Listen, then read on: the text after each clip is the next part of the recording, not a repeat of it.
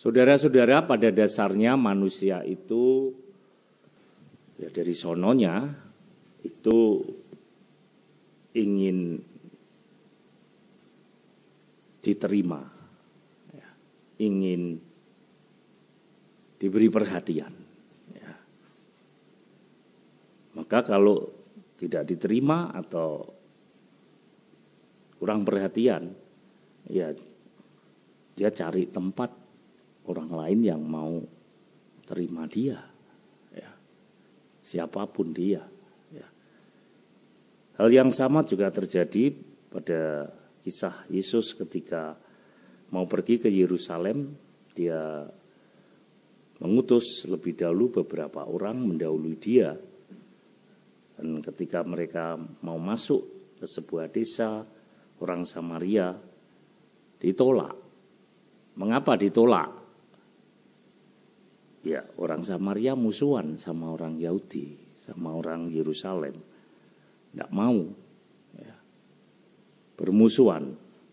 Ingat ketika Yesus hampir ke sebuah sumur, dia bertemu dengan perempuan Samaria. Lalu perempuan Samaria itu tahu dari logatnya, masakan kau seorang Yahudi minta tolong pada orang Samaria? Karena orang Samaria direndahkan oleh orang Yahudi. Dan kalau itu ketahuan umum bisa dirajam. Tapi itulah cara Yesus. Ya, lihainya bukan main. Murid-muridnya disuruh pergi cari makan untuk bertemu hanya dengan orang Samaria, perempuan wanita itu. Bagaimana orang ditolak pasti tidak suka. Orang yang ditolak itu ada dua reaksi. Reaksi pertama negatif, ya, artinya marah, ditolak, marah, nggak diterima, marah biasanya, itu reaksi negatif.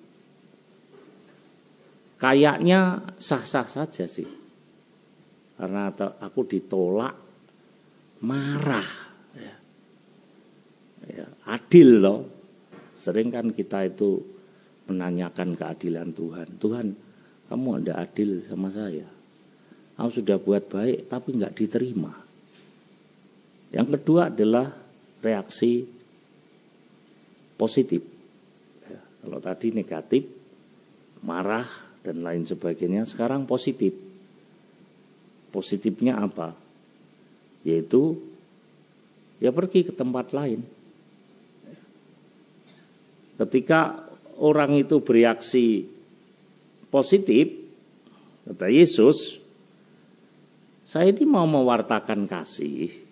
Ya. Kalau aku tidak menunjukkan kasih, bagaimana orang percaya?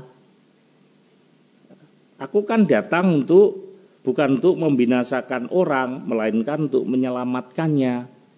Ya, kata Yesus demikian. Kalau aku itu mewartakan kasih, aku tidak menunjukkan itu dalam segala bentuknya, ditolak, dimusuhi. Ya. Kalau kamu tetap dengan sikapmu yang negatif, ya bagaimana orang mau percaya? Ya. Sama sih kalau kita itu, maka Yesus memperingatkan murid-murid untuk bersikap yang positif sekalipun itu tidak mengenakkan. Ya. Yaitu apa? Kau tetap harus menunjukkan kasih itu. Ya. Tidak perlu marah. Marah adalah setahu saya menjadi salah satu ketujuh pokok cacat jiwa kecuali iri, malas, ya. Marah. Apa sih yang dihasilkan orang yang marah? Loh, berarti gak boleh marah, Romo. Ya boleh-boleh aja. Yesus tidak mau. Kita marah boleh. Yesus tidak sukanya apa? Kalau hidupmu dikuasai kemarahan. Dapat apa orang yang hobinya marah-marah? Gak dapat apa-apa tuh. Malah yang didapatkan apa? Sakitnya di sini tuh. Paling dalam, ya. Maka kalau orang mengalami hal-hal itu ya kadang-kadang saya jadi heran keluarga-keluarga ndak usah keluar lah seperti orang Yahudi, orang Yerusalem dan orang Samaria ini bermusuhan. Aneh. Ya. Gak usah orang keluar, kadang-kadang saya heran loh. Dalam satu keluarga kok iso bermusuhan ya opo? Suami istri sebelum punya anak sering tengkar, musuhan terus. Kalau sudah musuhan, kalau tidur ungkur-ungkuran. Ya, jadi saling diungkuri. Untunglah saya tidak punya istri, jadi tidak ada yang ngungkuri ya. Siapa mau ngungkiri saya? Enggak ada. Ya. Satu rumah bisa enggak bicara. Aneh ya. Moga-moga di sini enggak ada. Kayaknya enggak ada semua sih. Baik-baik semua. Ini di umat saya di sana loh. Di sana ya. Saya kadang heran. Di pastoran ada 2 romo. Tidak saling bicara. Kok iso? Bicaranya lewat apa? SMS atau WA. Lucu bagi saya. Atau lewat papan apa itu? Papan tulis gitu, nyatet tuh. Ya opo? Lucu bagi saya. Ya. Orang tidak saling tegur sapa. Karena apa? Marah. Dia menanggapi penolakan itu dengan mengambil memposisikan sikap yang negatif. Apa jadinya kalau murid-murid Yesus juga menunjukkan begitu? Di luaran sana katanya orang-orang Kristen itu suka menjalankan apa? Kasih. Bener tah. Belegedus saya percaya saya. Ya. Semua orang menjalankan kasih saya kira. Ya. Tapi kasih bagaimana ketika engkau memberikan kasih itu ditolak? Nah inilah persoalannya di sini. Apakah kau menyikapi dengan sikap negatif atau sikap yang positif? Yesus mengajarkan hal yang sama. Aneh ya Yesus itu. Kok dia suruh bawa pedang? Orang bawa pedang kan dipakai untuk apa? Tengkar toh, senjata. Dan memang ayatnya ada loh itu. Aku datang bukan untuk membawa damai, tapi membawa permusuhan. Pedang. Ya tapi bawa pedang tok enggak dipakai yo. Buat apa? Pernah tak? Yesus pegang pedang. Oh itu kan bahasa kiasan. Ya. Karena engkau mengikuti aku, maka kamu akan dimusuhi banyak orang. Ya. Karena engkau mau mengikuti kasihku, ya, orang tidak suka kepadamu.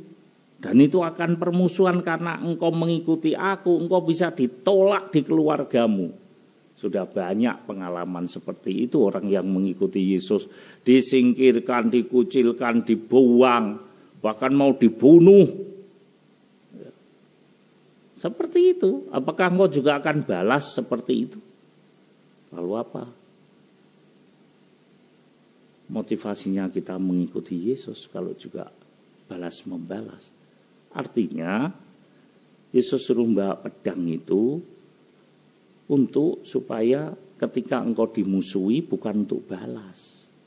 Yesus berkata kepada Petrus bagaimana? Petrus, sarungkan pedangmu. Ketika dia bawa pedang diletakkan di telinga Malkus, ya, sarungkan pedangmu. Orang yang pakai pedang, orang yang pakai kekerasan dia juga akan binasa dengan pedang. Yesus mengajarkan kelemah lembutan.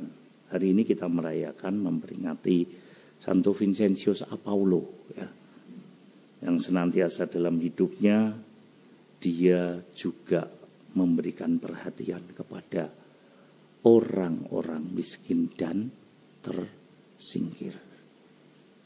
Dan dia bergaul dengan mereka. Dia tinggalkan kenyamanan hidupnya.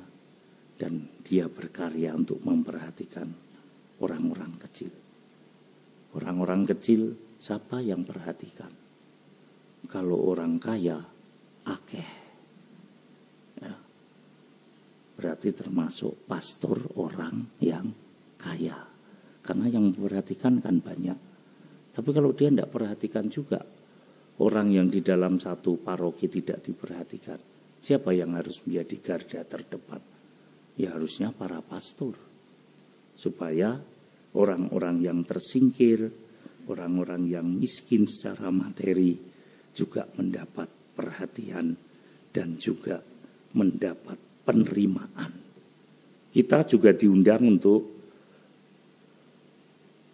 oleh Tuhan untuk menerima, bukan menolak sesama. Bahkan orang-orang yang pernah melukai kita, orang yang bahasa Jawanya megelno, ya, kita diminta untuk menerima, bukan menolak, supaya semakin besar karya Allah dalam diri kita. Renungan ini saya akhiri dengan bagaimana Santo Vincentius mengatakan, kalau kamu mau hidup saleh atau gampangannya mau berdoa menghadap Tuhan dan kau ketemu dengan orang yang tersingkir dan tidak diperhatikan oleh masyarakat, kau buat itu dan kau tinggalkan doamu. Itu sama saja, kata Santo Vincentius, sama saja kau tinggalkan Kristus kan mau berdoa, tapi engkau menemukan Kristus yang lain dalam diri orang lain. Kita diminta untuk bertindak nyata dalam kasih, terutama perhatian dan penolakan kepada orang lain kita jauhkan agar kita semakin menyerupai Kristus. Anda Ekaristi diminta untuk memberi perhatian kepada Kristus pada orang lain. Anda sudah bertemu Kristus, keluar dari sini, Anda akan menemukan Kristus jika Anda memperhatikan dan tidak menolak sesama Anda. Semoga Santo Vincentius mewariskan spiritualitas, semangatnya untuk memperhatikan dan tidak menolak orang-orang yang tersingkir di keluarga maupun masyarakat, dan kita mohon didoakan supaya menjadi Vincentius yang baru. Santo Vincentius Apaulo, doakanlah kami. Santo Vincentius Apaulo, doakanlah kami. Santo Vincentius Apaulo, doakanlah kami. Kita lanjutkan persembahan roti dan anggur.